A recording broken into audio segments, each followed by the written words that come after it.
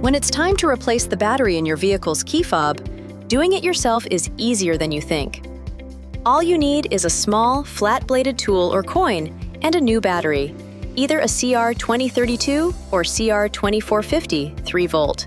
See your owner's information for the right battery for your key fob.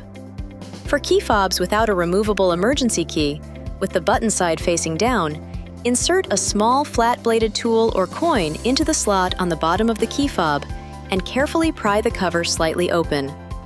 Continue this process around the perimeter of the fob until you can use your fingers to remove the cover.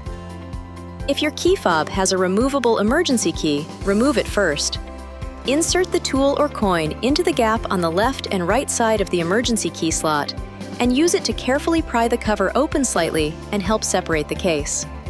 If your key fob has an inner battery cover, remove that next. Now you can use the tool to help pry out the old battery. Pay special attention if the old battery's positive pole is facing up or down. Insert a new battery with the positive pole facing up or down based on the old battery. Put the battery case back together and snap it shut. Now, just reinsert the emergency key if necessary, and you should be all set.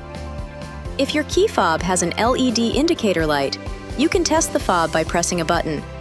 If the light blinks, the battery was successfully installed. This video is not intended to take the place of your owner's manual.